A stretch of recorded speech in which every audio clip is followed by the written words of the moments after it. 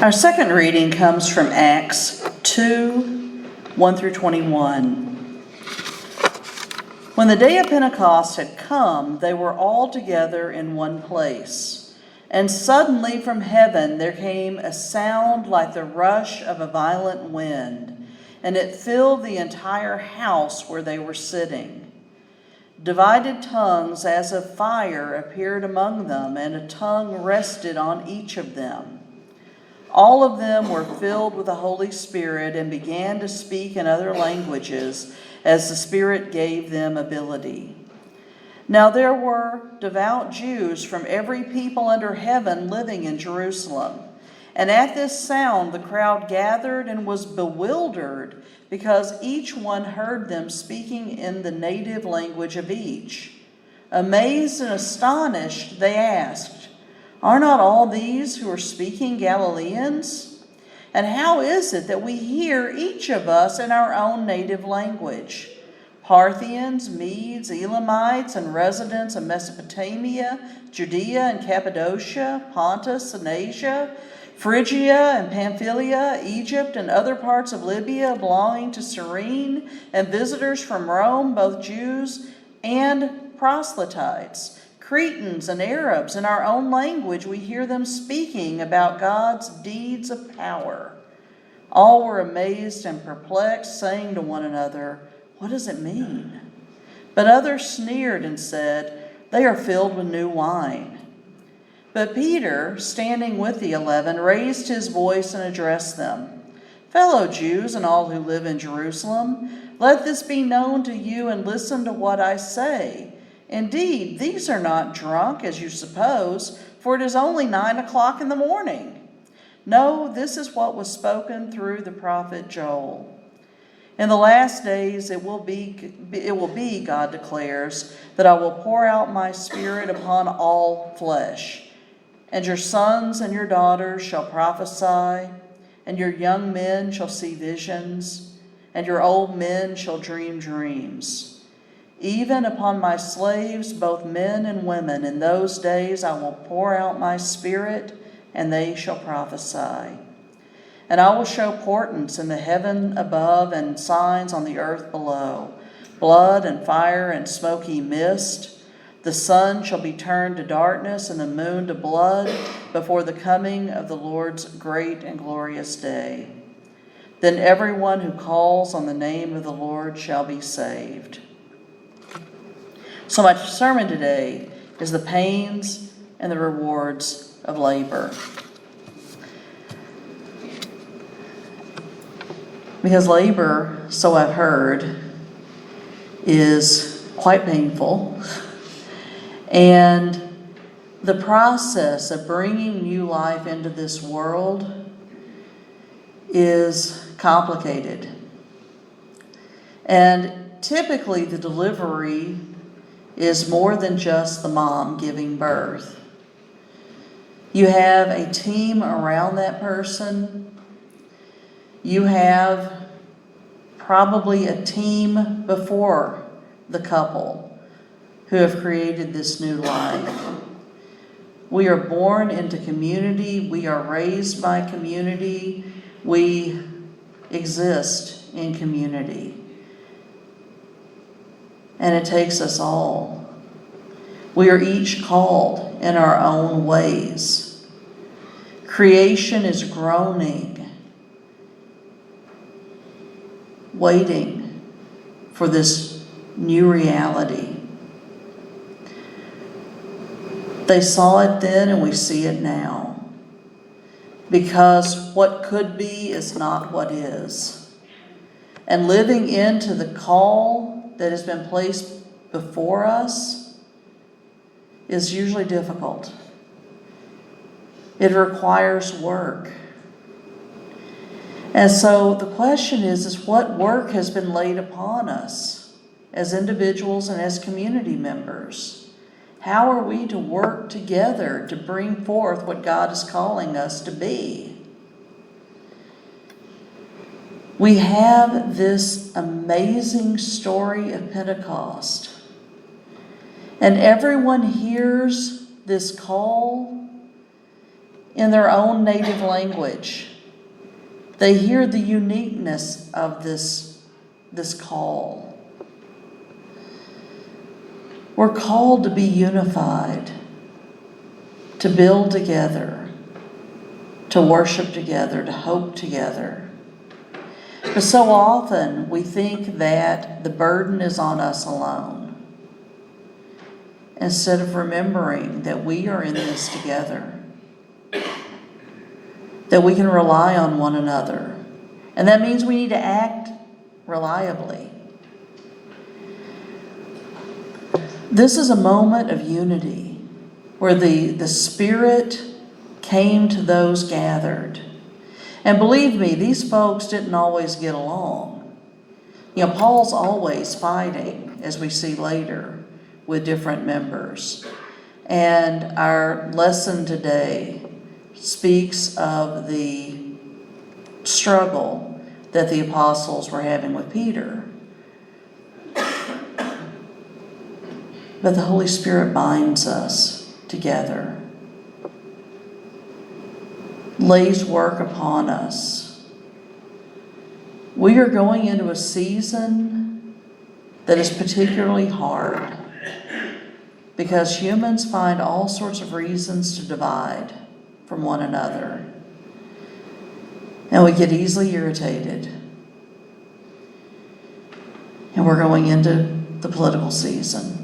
And that's a hard place to be. God's with us. And we hear our calls uniquely. We hear calls for justice. We hear calls for healing, calls for possibilities of what we could be. Can we live into that call in love? Recognizing that what is laid upon me is going to be different than what is laid upon you. But that we can work together in love, in respect, in gentleness and compassion, to live into that hope for things that are not yet.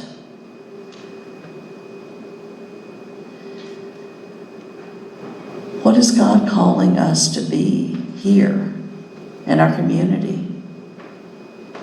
Because there's work to be done. And when we look around us, we see so many different gifts. I see so many gifts when I look into this room.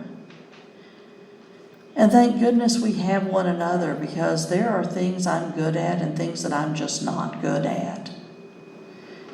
And isn't that true of us all? But together, in love, we can accomplish great things. It's a labor, and there is pain in labor. There are struggles in labor. And I have heard that, my friends who have said, when the doctor said, push again, I didn't have a push left in me.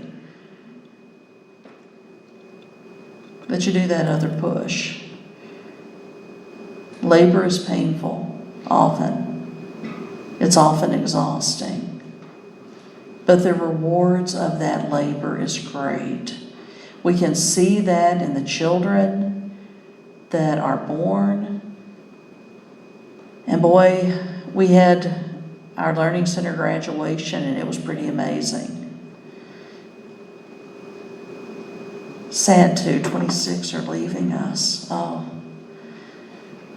But they're going on to great things, and I hope they are surrounded with love,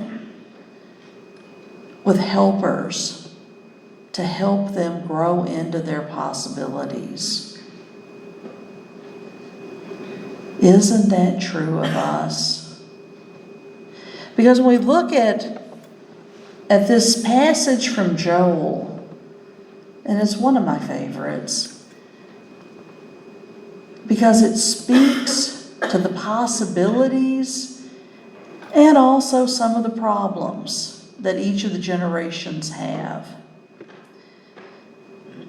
Because our young people see things we don't see. They have new eyes. They hear things we don't hear. Okay, we've seen things they haven't seen. We've heard things they haven't heard, which is why we've got to work together. But so often our generations are divided. The young ones don't get the wisdom of the elders, and the elders, instead of dreaming new possibilities or dreaming ways of honoring our heritage, so often we dream of going back. And so we end up with fights. How do we hear the prophecies of the young? How do we pay attention to our dreams? How do we honor our legacy or our heritage? How do we honor our heritage and also build a legacy? Because when we look at the people that came and settled this area, they left a legacy, which is our heritage. How do we honor our heritage and leave a legacy? And that means that the young and the old need to get together. Prophecy is us sitting down and speaking the present. Fortune telling is telling the future. Prophecy is speaking the present and recognizing the present has consequences. So a prophecy, woe, O Israel, you've done it again. You're doing it again. And if you don't do better, bad things are going to happen. That's prophecy. It's a focus on what's going on today, because today has consequences in the future. A lot of our kids are scared because what they're afraid is coming down the road on them. They're prophesying, they're speaking today. Are we listening to them? And the young people, are they listening to the wisdom of people that have walked a bit longer than they have? Because it takes both sides. This is a call to unity, but a unity that is not stagnant, a unity that is vibrant with possibility, honoring heritage and leaving a legacy, but never standing still. Can we do that? Because that's multi-generational work if we're going to do it in a way that's healthy. We've got to hear one another's stories. We've got to dream. We've got to reach. We've got to work together. We've got to honor one another in our families, in our churches, and in our communities. And it's hard for us to listen to one another because we are so prone to divide. We're so prone to listen to this much and then run with it, instead of listening to the whole story. We're prone to just listening to people who already believe what we believe. Oh, that's tough. I've never liked preaching to the choir. I get excited when somebody disagrees with me because I want to learn. What is your experience? Here's mine. It really isn't me trying to convince you to agree with me. I want to know. How did you get there? Tell me more. Can we do that with one another in love? Because we're going into a season of anger and division, and we are called to love. That's what Jesus said. He quoted the Old Testament. Love your neighbor as yourself. Love God with everything you've got. And then he added, and love as I have loved. Love your enemies. That's pretty expansive. There's nobody left out of that. Love the people like you. Love the people not like you. Love God. Love yourself. And then love some more.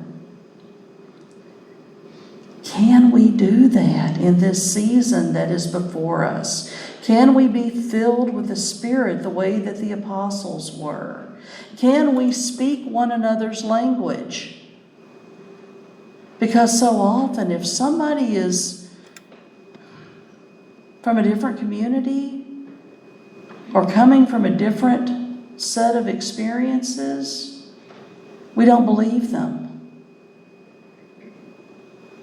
What if we listen first and then decide? What if we hang on to compassion? And what if we have a shared hope that things can be better? Because surely that's part of God's message. We can do better than we're doing. In love and compassion and hope. Because the Spirit was put on everyone. You know, that's what Joel is saying. Every generation, men and women, free, enslaved, all of us.